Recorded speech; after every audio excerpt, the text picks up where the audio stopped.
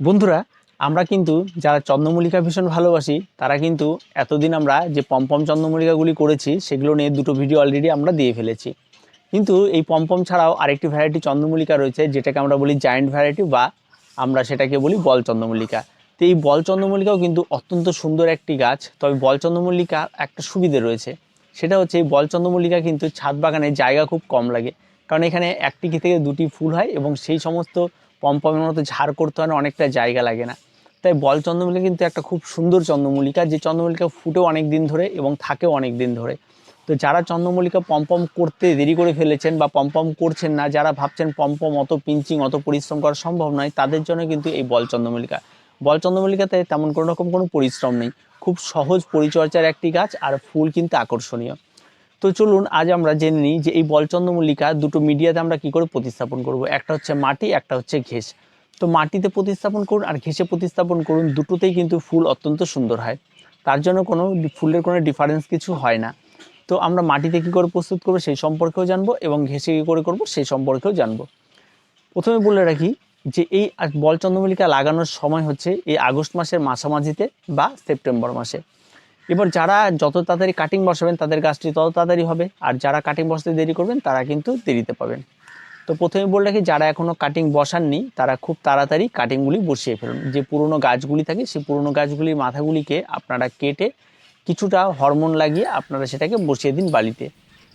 Cutting যখন সম্পন্ন হয়ে যাবে তখন কিন্তু অবশ্যই তাকে সময় দেবেন, অন্তত 7 দিন না 15 দিন সময় দেবেন। 15 দিন সে বালির মধ্যে রাখবেন, যখন থেকে খুব ভালো পরিমাণে রুট হয়ে গেছে তখন আপনার সে কাটিংটিকে তুলবেন। এবার যারা কাটিং করেননি, যারা নার্সারি থেকে চারা আনবেন, তারা অবশ্যই নার্সারি থেকে খুব ছোট ছোট পটের মধ্যে যে চারাগুলি আনা হয় সেই চারাগুলিকে এনে সেগুলিকে কিন্তু ওই পটের মধ্যে রেখে দেবেন না। পারলে ওই পটগুলিতে একটা বালির মধ্যে পুঁতে রেখে দিন, যাতে সেখানে সে নিচ দিয়ে বেরিয়ে রুট কিছুটা ডেভেলপ করতে পারে। কারণ যে সমস্ত ছোট ছোট খুঁড়ির মধ্যে এই চন্দ্রমল্লিকাগুলি আমরা নার্সারি থেকে আনি, তার মধ্যে রুট ওরা খুব একটা বেশি ডেভেলপ করে না, খুব কম রুটে ওরা সেখানে বসিয়ে দেওয়ার চেষ্টা করে, যাতে জায়গাটা খুব কম থাকে তার জন্য। এবার এই চন্দ্রমল্লিকা নিয়ে আসার পর আমরা প্রত্যেকে যখন কাটিং সফল হয়ে যায় তখন সেই গাছগুলিকে একটা বড় মাপের টব নিয়ে তার মধ্যে সরাসরি লাগিয়ে ফেলি। এবং এতে কি হয় দেখা যায় 10টা গাছ লাগালে হয়তো 3-4টে গাছ নষ্ট হয়ে যায়। এই নষ্ট হয়ে যাওয়ার পেছনে একটি কারণ রয়েছে। তার প্রথম কারণটি হচ্ছে আর্দ্রতা। এই যে গাছগুলি আমরা বড় টবের মধ্যে লাগিয়ে ফেলি এবং বড় টবে অনেকটা বেশি পরিমাণে আমাদের মাটি থাকে, যার ফলে কি হয় সেই মাটির মধ্যে যখন আমরা জল দিই তার ফলে দেখা যায় যে জলটা অনেক বেশি টাইম ভিজে থাকে, যার ফলে ওই ছোট্ট গাছটি ওই দীর্ঘ টাইম ভেজা মাটি নিয়ে আর থাকতে পারে না, যার ফলে তার রুট ড্যামেজটি হয়ে যায়। কারণ ওই ছোট বাচ্চাটির খুব একটা বেশি ইমিউনিটি পাওয়ার থাকে না, যার ফলে কি হয় সে নষ্ট হয়ে যায়। এবার এতে সমস্ত গাছগুলি নষ্ট হয়, কিছু মাটি ভালো থাকে কিছু মাটি খারাপ থাকে, এরকম তো থাকেই। তার ফলে সব গাছ নষ্ট না হয়, কিছু গাছ নষ্ট হয়, কিছু গাছ বেঁচে থাকে। এবার প্রথম অবস্থায় আমরা যে চারাগুলি সম্পন্ন হবে সেই চারাগুলিকে আমরা এই মাপের টবে লাগাবো। তো আমি এই দুটো টবেই লাগিয়ে দেখাচ্ছি, মাটিতে এবং ঘেঁষে দুটোতে আমি দেখিয়ে দেবো। এই মাপের টবগুলিতে আমরা চারাগুলিকে লাগিয়ে রাখবো। যদি আপনাদের কাছে এই টব না থাকে তাহলে আপনারা এই সাইজের কন্টেনার যে কোনো ব্যবহার করতে পারেন, আর বা প্লাস্টিক পলিব্যাগ ব্যবহার করতে পারেন, যে কোনো কিছু ব্যবহার করেন। তবে অবশ্যই হ্যাঁ, এই টবটিকে যখনই ব্যবহার করেন টবের নিচের দিকের যে ছিদ্রগুলি সেই ছিদ্রগুলি বেশি করে নেবেন, যাতে কোনো রকমের যেন জল স্প্রে না করে, এই বিষয়টি কিন্তু মাথায় রাখতে হবে। এবার আপনারা গাছটিকে এই টবের মধ্যে লাগানোর আগে আপনাদেরকে মাটির মিশ্রণ তৈরি করতে হবে। এবার এখানে যখন গাছটি প্রথম প্রতিস্থাপন করবেন তখন আপনারা মাটির মিশ্রণের মধ্যে আপনারা 50% গার্ডেন সয়েল নেবেন, তার সঙ্গে 20% আপনারা বালি নেবেন, আর তার সঙ্গে আপনারা 30% ভার্মি কম্পোস্ট বা গোবর সার নেবেন। তবে হ্যাঁ, প্রথমে এই চারা গাছটি লাগানোর সময় এই চারা গাছের সঙ্গে কোনো রকমের হাড় গুঁড়ো বা শিংকুচি এই মাটিতে ব্যবহার করবেন না। তার প্রথম কথা হচ্ছে হাড় গুঁড়ো বা শিংকুচি মাটিতে থাকার পর যখন তারা পচতে শুরু করবে তখন তারা এক ধরনের গ্যাস তৈরি করে এবং মাটিটাকে গরম করে, সেক্ষেত্রে এই চারাটি নষ্ট হয়ে যেতে পারে। আর যদি কেউ আগে থেকেই এই ধরনের মাটি প্রস্তুত করে 1 মাস রেখে দেন তাহলে তাদের ক্ষেত্রে এই সমস্যাটি হয় না, কারণ অলরেডি মাটির মধ্যে সেই সময় হাড় গুঁড়ো বা শিংকুচিগুলি পচে গলে মিশে যায়, এই ব্যাপারটি থেকে যায়। তার জন্য আমি বলবো প্রথম অবস্থায় যারা মাটি তৈরি করে বসাবেন তারা কখনোই হাড় গুঁড়ো শিংকুচি দেবেন না, তাতে গাছ নষ্ট হয়ে যাওয়ার সম্ভাবনা অনেকটাই বেড়ে যায়। এবার সেই চারাটিকে আমরা বসিয়ে দিলাম মাটি প্রস্তুতি করে। এবার তারপরে যে বিষয়টি রয়েছে সেটা হচ্ছে কোথায় আমরা রাখবো।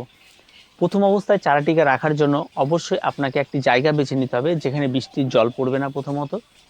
তারপরে আপনাকে সেই জায়গাটিতে সরাসরি রোদ লাগবে না বা কোনো অন্ধকারাচ্ছন্ন জায়গা হবে না, একটা খোলামেলা পরিষ্কার পরিচ্ছন্ন এবং শেড দেওয়া জায়গা রাখতে হবে, সেটা বেলকনি হোক বা যে কোনো জায়গায় বেলকনির ওয়ালের উপরে আপনারা রেখে দিতে পারেন বা জানলার ধারে আপনারা রেখে দিতে পারেন, যেখানে একদম ফ্রেশ আবহাওয়া থাকে সেরকম একটি জায়গায় এটাকে প্রথম অবস্থায় রেখে দিতে হবে। একদম পুরো 7 দিন আপনারা সেখানে রেখে দেবেন। আর এই 7 দিন কিন্তু আপনারা গাছে কোনো রকম কোনো খাবার ব্যবহার করবেন না। এবার আপনারা আসি গাছের জল, এবং এই যে টবটি দেখছেন এই টবটিতে কিন্তু খুব বেশি জল ধরবে না, তাই প্রথম যেদিন আমরা গাছ লাগিয়ে দেবো সেদিন আমরা গাছে জল ব্যবহার করব। তারপরে জল ব্যবহার করার সময় অবশ্যই আমরা টবের মাটিটিকে আমরা চেক করে নেব মাটিটি কী অবস্থা রয়েছে। যখন দেখব আমরা প্রথম দিন গাছটি এর মধ্যেই ঝিমিয়ে পড়েছে, মাটির জল শুকিয়ে যাওয়ার ফলে, সেদিন আমরা আবার টবটিকে সুন্দরভাবে পুরো জলের মধ্যে চুবিয়ে তুলে নেব। তারপর যে পরিমাণ জলটি থাকবে যা বেরিয়ে যাবে, তারপর সেটা একটা সময় দেবেন, তারপর সেটাকে আবার আগের মতো অবস্থায় রেখে দেবেন, বাড়তি কোনো জল দেবেন না। এবার আসি গাছের সূর্যালোক। এই যে গাছটিকে আমরা রাখবো 7 দিন পর আমাদের এটাকে একটা ফুল সানলাইট লাগে এমন একটি জায়গা আমাদের পছন্দ করতে হবে। চন্দ্রমল্লিকা কিন্তু রোদ ভীষণভাবে পছন্দ করে। কেউ যদি মনে করেন আমার 2 ঘন্টা 1 ঘন্টা রোদ তাতে হয়ে যাবে, তাতে কিন্তু হবে না। এই চন্দ্রমল্লিকার জন্য ভীষণভাবে রোদ পছন্দ করে, তার জন্য একদম খোলামেলা রোদ লাগে এমন একটি জায়গা আপনাকে পছন্দ করে এই চন্দ্রমল্লিকা গাছকে রাখতে হবে। এবার তারপরে 7 দিন পর থেকে এই গাছটিতে কিন্তু আমরা চাইলে ফার্টিলাইজার ব্যবহার করতে পারি, কিন্তু সেই ফার্টিলাইজার ব্যবহার করার জন্য আপনাদের ওয়েদার দেখে ব্যবহার করতে হবে। যদি দেখেন ঘন বৃষ্টি হচ্ছে তাহলে কিন্তু কখনোই ব্যবহার করবেন না। আর এই ঘন বৃষ্টিতে সরাসরি খোলা আকাশের নিচেও এটা গিয়ে রাখবেন না। আর যেদিন বৃষ্টি নেই সেদিন আপনারা এই গাছটিতে একদম লিকুইড ফার্টিলাইজার আপনার এনপিকে 20-20-20 জলে গুলে যেদিন আপনারা বাগানের অন্যান্য গাছে ব্যবহার করবেন সেই দিন সামান্য পরিমাণ এই গাছে দিতে পারেন। তাতে গাছটি কী হয়, একটু করে তার সহ্য ক্ষমতা বাড়তে থাকে এবং সে সমস্ত খাবার নিতে থাকে এবং সে খেতে শেখে এক কথায়। তারপরে সে যখন আস্তে আস্তে বাড়তে থাকবে তখন কিন্তু আস্তে আস্তে বড় হতে থাকবে। এবার বিষয়টি হলো এই তবে আমরা গাছে কতদিন রাখবো, পুরো 30 দিন এটার মধ্যে আপনারা রাখবেন। যখন দেখবেন 30 দিন পর এই নিচ দিয়ে সম্পূর্ণরূপে রুট বেরিয়ে গেছে, ছোট রুট বেরিয়ে গেছে, তখন আপনারা এটাকে ফাইনাল একটা পটিং করবেন। এবার এই ফাইনাল পটিংয়ের সময় আপনাদের একটা পুরোপুরিভাবে যেহেতু ফাইনাল পটিং হবে তার জন্য অবশ্যই আপনারা এখানে চাইলে 6 ইঞ্চি থেকে 8 ইঞ্চি মাপের টব ব্যবহার করতে পারেন। তবে তার থেকে ছোট নিলেও কোনো অসুবিধা হবে না, কারণ বল চন্দ্রমল্লিকার জন্য খুব একটা বেশি তার শিকড় ছড়িয়ে পড়ে না, আর খুব একটা বেশি মাটির প্রয়োজন হয় না বা খুব একটা বেশি ঘেঁষেরও প্রয়োজন হয় না।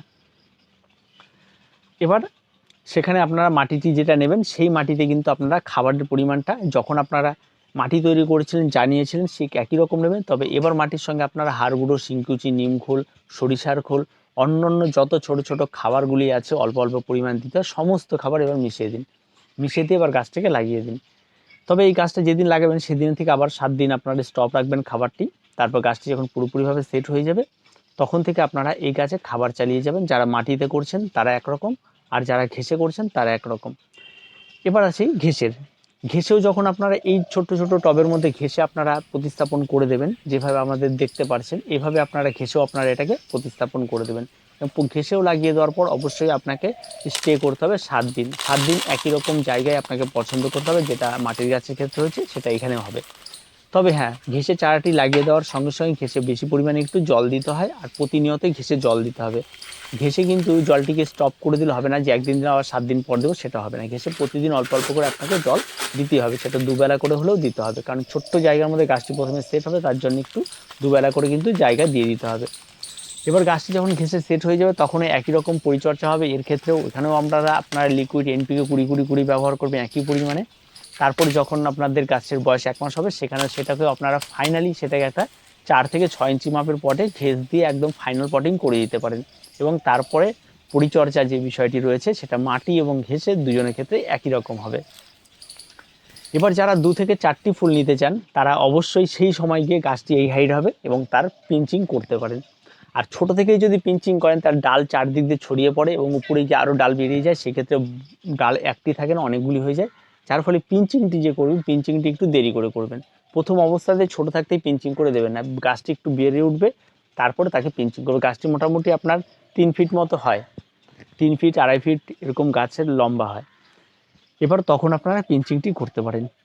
এবার তার আগাগ দিয়ে যখন 1 ফিট হয়ে যাবে গাছ তখন আপনারা পিঞ্চিং করুন, তাহলে দেখবেন সেখান থেকে যে ডালগুলি বেরোবে সেটা খুব কম ডাল বেরোবে এবং যেই ডালগুলি বেরোবে প্রত্যেকটা ডালেই কিন্তু প্রচুর পরিমাণে ফুল হবে। এবার যখন ফুল নেবেন তার আগে অবশ্যই আমি আবার আরেকটি ভিডিও করে দেখিয়ে দেবো যে সেই সময় আপনারা কি করবেন। তো এই সময় আপনারা যে এনপিকে 20-20-20 সেই 20-20-20 ফাইনাল পটিংয়ের পর থেকে আপনারা প্রত্যেকটা গাছের জন্য 200 ml করে ব্যবহার করবেন। 1 লিটার জলে 1 গ্রাম গুলে নিয়ে আপনারা 200 ml করে প্রত্যেকটা গাছে ব্যবহার করবেন। এর বেশি আর এই গাছে কোনো কিছু ব্যবহার করবেন। এনপিকে 20-20-20 একদম কন্টিনিউ চলতে থাকবে গাছে কুড়ি আসা পর্যন্ত। তারপরে কি পরিচর্যা রয়েছে সেটা আমি পরে একটি ভিডিও করে দেখিয়ে দেবো। এবার আসি রোগ। এই গাছে রোগ ব্যাধি বলতে বল চন্দ্রমল্লিকার পমপমের মতো অত রোগ ব্যাধি নেই, গাছে পাতা পচে যাওয়া নেই, কোনো রকম কোনো কিছু নেই, অত্যন্ত লক্ষ্মী একটি গাছ। যার জন্য এই গাছে আপনাকে এই গাছে নিয়মিত অ্যান্টিফাঙ্গাল এবং পেস্টিসাইড যখন বাগানের সমস্ত গাছে ব্যবহার করবেন অবশ্যই সেই সময় এই গাছে একটু ব্যবহার করে নেবেন। তাছাড়া তেমন কোনো কিছু নেই, আর গাছ একদম নিজের মনে বেড়ে উঠবে। আর আরেকটি ব্যাপার রয়েছে গাছের সাপোর্ট। গাছ যখন যেহেতু লম্বা গাছ হয় তাই গাছটিকে অবশ্যই একটা সময় আসতে কিন্তু সাপোর্ট দিতে হবে পাশে, যে যেন সে সোজাভাবে উঠতে পারে। এই বিষয়টি কিন্তু অবশ্যই মাথায় রাখতে হবে। আর খুব সহজের পরিচর্যা তেমন কোনো কিছু নেই, আর এগুলি যদি আপনারা করতে পারেন তাতেই কিন্তু গাছ সুন্দরভাবে বেড়ে উঠবে। আর গাছে অবশ্যই আপনারা একবার ম্যাগনেসিয়াম সালফেটটা স্প্রে করবেন। এর বাইরে আর কোনো রকম কোনো পরিচর্যা নেই প্রথম অবস্থায়। তো প্রথম অবস্থায় আপনারা এই কাজগুলিকে করুন, দেখবেন আপনাদের গাছগুলি একটিও নষ্ট হবে না, আর চারা থেকে কাটিং থেকে বসানোর পরেও একটিও গাছ মরবে না। আর অবশ্যই আপনারা গাছের মাটিতে পারলে আপনারা মাসে একদিন করে অ্যান্টিফাঙ্গালগুলো জল ব্যবহার করতে পারেন, এতে আরও ভীষণ উপকার পাওয়া যায়। তো ভিডিওটি আজকে এই পর্যন্তই। ভিডিওটি ভালো লাগলে অবশ্যই লাইক, শেয়ার এবং কমেন্ট করুন, আর আমাদের চ্যানেলটিকে অবশ্যই সাবস্ক্রাইব করুন।